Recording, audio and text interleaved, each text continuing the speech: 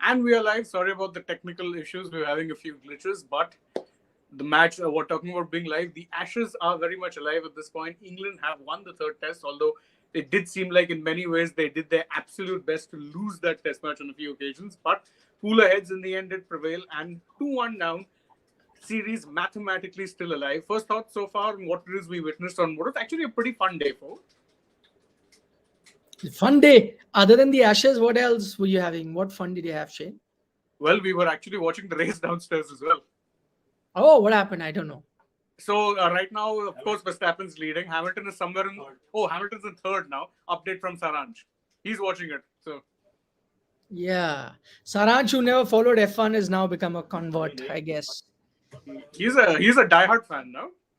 Yeah, die-hard fan. No, a great test match. Yeah, what can I say? I think Ashes is a gift that just keeps on giving because we've now had three close test matches, and now the series is also alive at 2-1. Now, if Australia had won this, then no matter how close games you got, the series being dead wouldn't have Yeah. been as much fun. But now that the series is alive, you never know. 2-1, it could go either ways. But credit to England in this one because I think Australia always kind of look like that they had their noses ahead, not just in the series but even in this test match.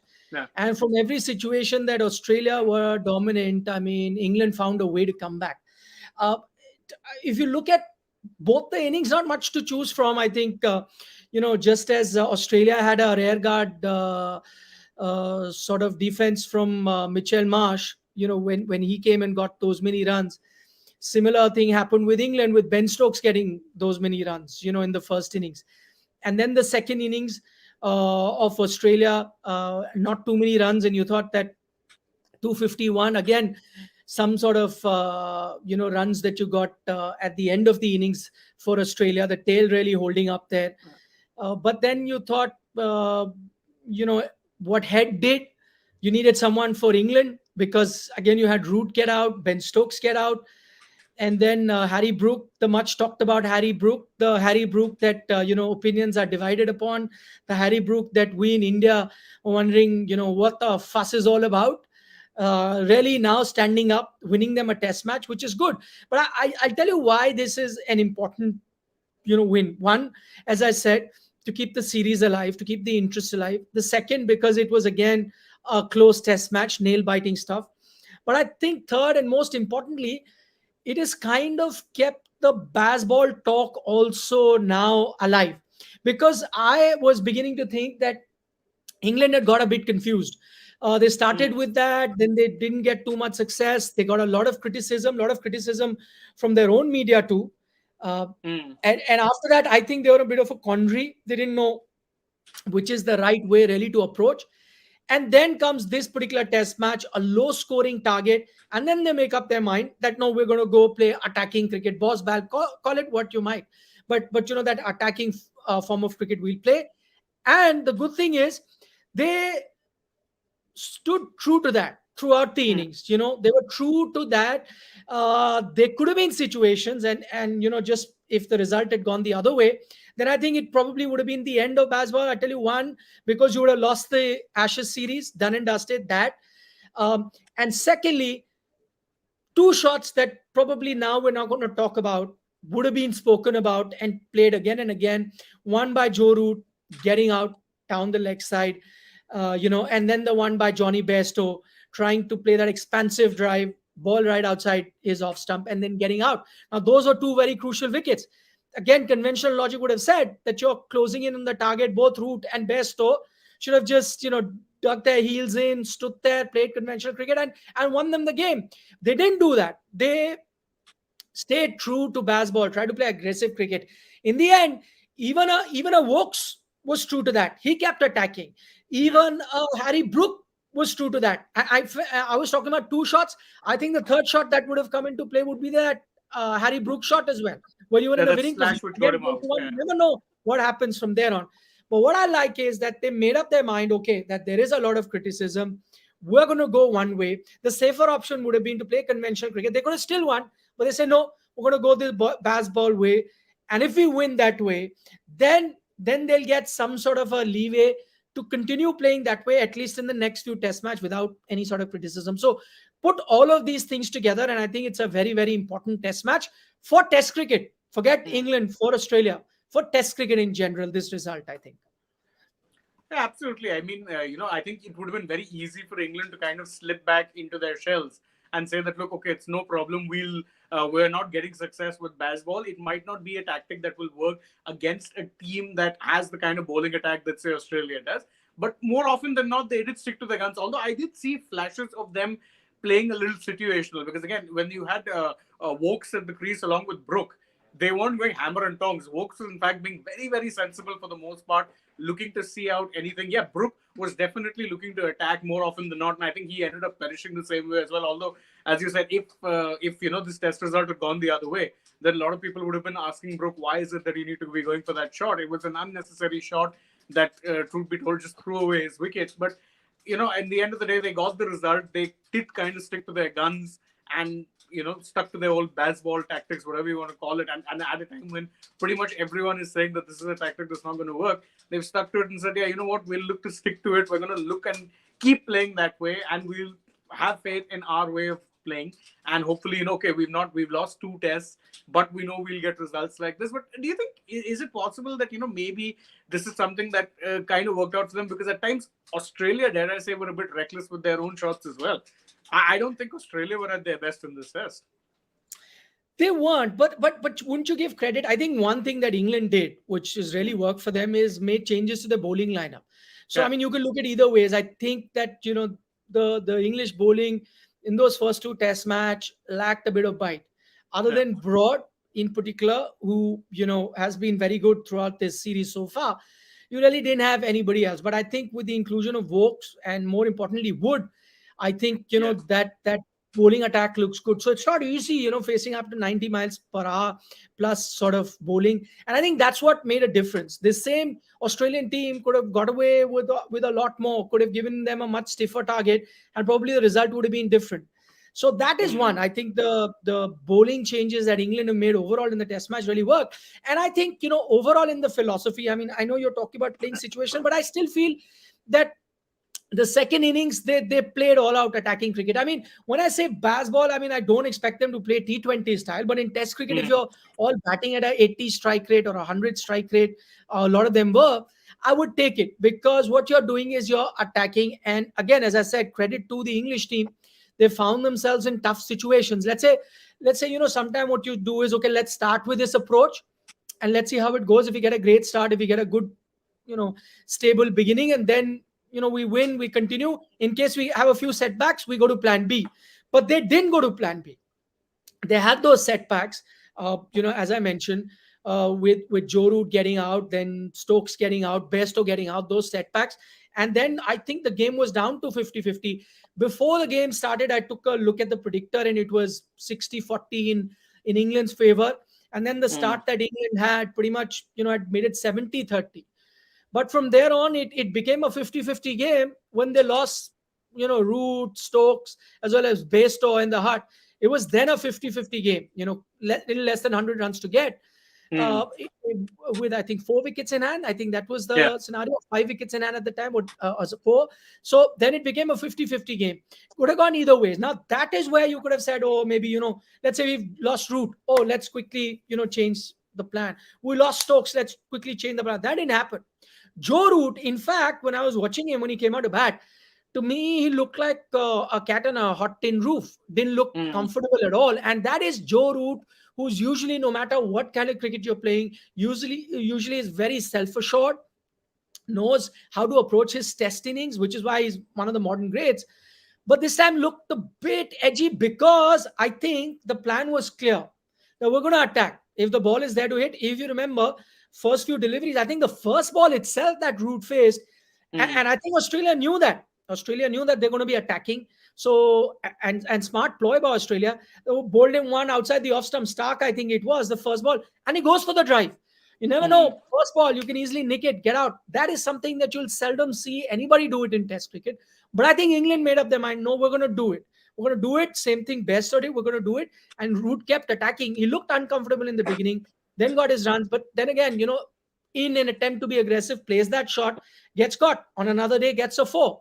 So Yeah, that's the kind of gamble that they had. But what I'm saying is that I like the clarity. You yeah, know, you could, whatever you want to do not be confused that, oh, I will do this so long as I'm in a safe position. As soon as I'm struggling, I'm going to change it. No, England didn't do that. They stuck to their guns. They said we're going to keep playing, and all the batters did.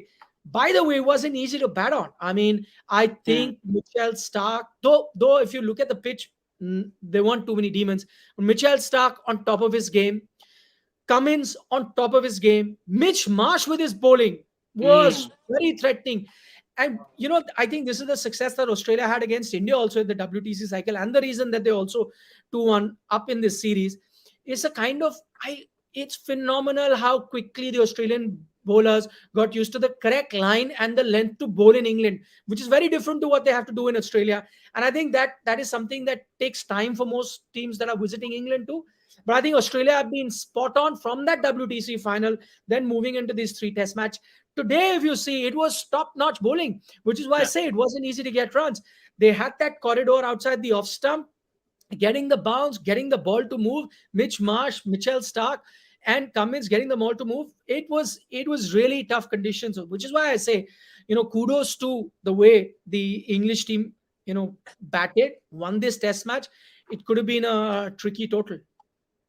Yeah, absolutely. And I mean, we're talking about them attacking. We have a lot of people pointing out that if you're looking at the fourth innings, they were scoring an economy of about five or thereabouts. So they Yeah. definitely weren't taking their foot off the pedal, even if they were playing situational. Harry Brook was scoring at a strike rate of about 80. And in Yeah. fact, he also notched up an interesting stat today. So he's become the fastest test player to get to 1,000 runs in terms of balls faced. So if anyone really embodies Bazball, you could say it's him. Yeah. Good on him. He got out like that, though. Yeah. Yeah. And at that time, again, I kept thinking, oh boy, if England lose it from here, Then he's not going to hear any knives extra. are going to be out. And Yeah, yeah. then, as I said, we wouldn't just be talking about the Harry Brook shot. We would have Mm. then been talking about the Johnny Joe Bairstow Root, stroke Besto. as well as Joe Root. All Mm. of that now can breathe a sigh of relief, all of them, because that they won. Because again, maybe I'm a bit old school. If I was a coach, I'd be like killing the batsman if Harry Brook, saying that you're seeing the ball like a football, you're Mm. cruising 20 odd runs to get. Why the hell would you want to do something like that? But as I said, they stuck to their guns, played like that, won the test match. Also, aided by the fact, which we might forget, aided by the fact, which is again very important, and I'm talking about the inclusion of Vokes and Wood as bowlers, and they have made a difference. But Vokes and The Wood batsman. batters as well. I Yeah. think that allows them that sort of luxury, and with a Chris Broad as well. I beg your Mm. pardon, Stuart Broad. Yeah. Keep thinking of Chris Broad after his Tweet. tweet that he just put out, and he was in the news, which he's now promptly deleted, very quickly deleted that tweet Yeah. that he put out of David Warner, right? He put that cartoon about The doing a, Simpsons. yeah, from Simpsons, yes. So, I mean, so in terms of the batting, that allows them that luxury also to play. If you have three number 11s, Mm. as Ollie Robinson pointed out for Yeah. the Australian team, then maybe it is also tough because once you got 7 down, 8 down, pretty much done. I think England, because of the batting that they had, that also made a huge No, difference. actually, you make a good point because again, as soon as Brook got dismissed, you see the tactic that Cummins went for. He went for the tactic that he used against Stokes, where he pushed the entire field back and dared Wokes to try and take a single.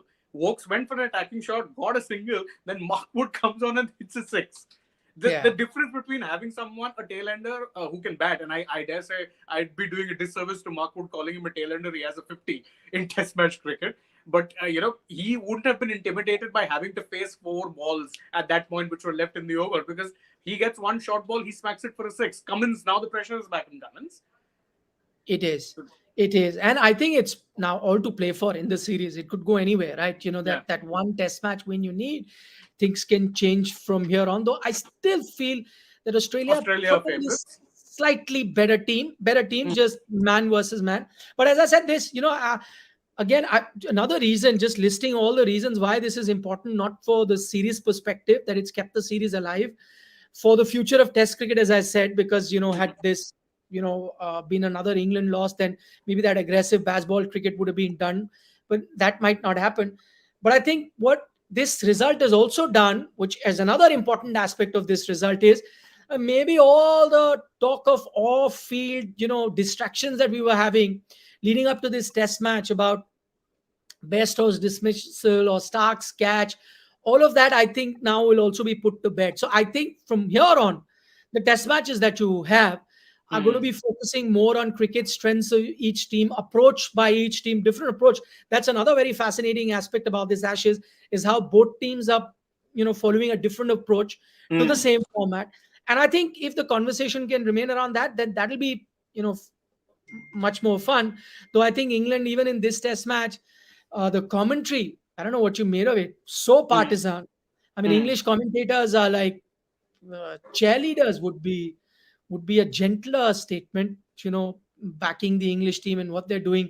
And then I come to think of, Broad putting that tweet out. Then you had Alistair Cook. I mean, Spreading cook up a rumors about story. haircuts. Cook up a story. Mr. Cook himself cooking up a story that he didn't tip the barber or hadn't paid him the 30 pounds that he was And supposed paid to. him. Never mind a tip. Yeah. And paid him.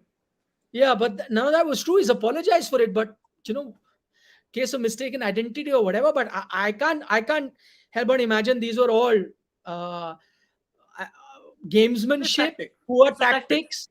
Yeah, but that's below the belt sort of tactics. If you've done that, I don't know. Yeah, definitely. Hardly the idealist of tactics. I mean, especially when you consider the fact that, and truth be told, the story always did seem a bit bogus when you consider where it is the story leaked. The paper, Sun. Yeah, it came in the Sun. Yeah, the Sun's famous for, spreading as all football women. Fans would know, famous for all fake stories. Yeah, and I mean, can you imagine an international cricketer not having 30 paying pounds on 30 him? pounds to pay?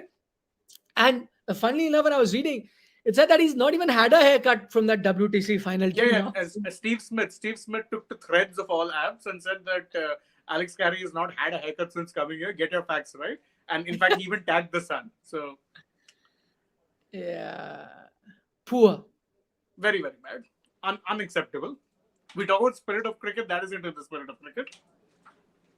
Yeah. But I think Akash Bharadwaj has one very interesting question, and it could be food for thought. He's saying that considering the kind of form Marsh is in, could you actually play both of them, get Travis Head to open, considering the kind of struggles that a certain David Warner has been having? Not a bad idea, Akash. I like this, because apparently Green was bowling in the nets while the match was on. So, I mean, of course, he's in their plans. He's looking fit enough to be part of the next Test match. There's not much of a gap, I think, right, between 4 days. 4 days. 5 actually, if you consider the fact that there'll be no day 5. So it's yeah. Actually, day 4, the Test match is over. This despite the fact that half a day was washed away. Because more than half a day. I think you had 2 hours of action yesterday. Yeah.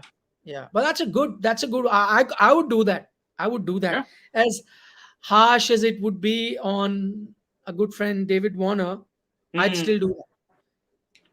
Yeah, especially considering I think he's at this point he's just a walking wicket. Especially so when Junior Broad comes on to bowl.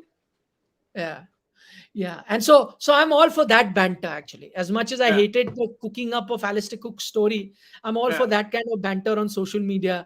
But that was fun. The only problem was that Chris Broad happens to be an ICC match official. So probably kind of, I think maybe that's why he was also reprimanded for it. Yeah. Like, look, you're an ICC match official. You need to be a little less partisan, maybe. Yep. Although then again, this is the same Chris Broad who gave his own son an ICC strike in 2020. I know. Let's take a couple of comments. Tanujan says next match is 19th, so there's still a long time. So not really. There is actually. It's quite we stand corrected. Abhay is saying Nathan Lyon was missed. I'm not sure because I think, Murphy, again, different bowlers, but Murphy didn't look that effective. I think fast bowlers look far more effective today. Stark, Cummins, and Mitch Marsh look far more effective. And I think, as I said, it wasn't easy to bat on. Credit to the English players. Tough conditions, real good bowling. always the pressure. I know the pitch wasn't a demon, but there was that real pressure of chasing that low total down, and they stuck to their guns. So no, No, I think you're right. The it spinners won't be weren't fair. probably having much effect because, again, I think both teams have a second spin option. So in Australia, you have Travis Head. In England, you have, of course, Joe Root. And it's telling that neither of the sides went for their extra spinner. Even Moeen, I know he got a couple of wickets in the first innings, but I think that was almost likely also rare, down to a rare double occurrence of Labuschagne and Smith, both throwing away their wickets in the space of like a few balls. So it wasn't really great bowling as much as it was bad batting. So I don't think the spinners really had much in terms of any impact here. So it's not. It's a bit unfair to blame Murphy. Really, I think he did the best he could given the circumstances. Agreed. Agreed. Lots of comments about Brook. I agree. Indian fans have mostly questioned him, especially what we saw of him in the In the IPL. IPL, yeah. Yeah, but I think today really stood up and now telling people why he's so highly rated. Completely agree. Yeah. Abhinav Gupta has an interesting point about Bairstow's form. Uh, uh, Especially wicket keeping. There's a question mark there, which I agree. I think he's better suited to be just a pure batsman in the team. I think that is a kind of role that works better for him. But I guess with the kind of cricket that England want to play, that Bazball kind of cricket, this is a luxury that they can't afford at the moment. Yeah. Just having him as a pure batsman and then playing a wicket keeper, they would need this sort of a batting lineup. Like you saw today, if you didn't do something like this today, 21, 3 wickets, any other batting lineup with tail enders could have crumbled under pressure. But you didn't have to Yeah. worry with good and Wokes around. And that batting lineup can be made to look Extended. long and deep because of Bairstow as well. And that their bowlers are pretty good with the bat. So I mean, if they want to go for an option, yes, left of field. I don't know. We could maybe talk about this. I think Folk seems to be out of the reckoning as far as the wicketkeeper goes, despite the fact that because his batting probably doesn't fit the template. But Josh Butler, if anyone would fit Bazball, it would be Josh Butler. True. But how do you fit the balance then? Then a batsman That's needs the to go problem. out. Then I think probably one of the Butler openers. opens then. One of your Yeah, Zach opener Crawley. between Crawley and Duckett, but I guess would drop then Crawley then because Duckett Crawley, has actually been Crawley's had an extended run, not great. I mean, he was okay this inning, did contribute, but I agree. Yeah, maybe that's another way that you could fit in. But I don't know what Josh Butler himself has to say about that. Yeah, thought process is whether he wants to play Test cricket. No. Yeah, That's another thing. Nofel Zach believes get Green instead of Murphy. No spinners at But all. you'll keep a spinner. You'll keep a spinner. One option. Yeah, I agree. You're not dropping your only spinner, no? Yep. So good game, yeah. Probably Excellent tomorrow game. again we'll discuss. If you're joining us live right now, just go back to our discussion right from the start because there were a lot of things that we discussed for the last 20, 25 minutes or so. But thanks so much for your company. Ashes is well and truly alive. Yes. Another great test match. I hope we get to see 2 more because I don't have too many hopes of close test matches between India and West Indies, truth be told. 3 days. We'll be lucky if it goes 3 days. Yeah. But we'll be live on sports today. We love our sport. We're always live. So take care, guys. Have a good Sunday, whatever you have of it. It's been raining cats and dogs here in Delhi NCR. Yeah. Roads are jammed. I believe schools tomorrow are shut. I don't know which part of the country you're joining us, but I'm loving the weather. I didn't step out of my house for the 2 days because I dare not. Though Noida's better than the rest of the Delhi NCR in terms of... Do not say that. Do not say that. You should pray it doesn't rain tomorrow because the amount of flooding in front of the road leading to our office has been crazy. You've seen cars nearly float. It's been that bad. Oh. Also, maybe where I'm staying is much better, I guess. Yeah. Probably a better plumbing system. Yeah. Siddharth Das says Ashes is the best. YSJ Boy says raining in Jaipur too. Interesting. I guess it's raining in Chandigarh. I mean, it's raining whole of North India for sure. Yeah. So, okay, guys. Watch Wimbledon if you want to keep your Sunday going after the Ashes. Yeah. Because Wimbledon, F1 still going on. There's plenty of stuff going on, really. See you. Right. Bye-bye. Bye-bye.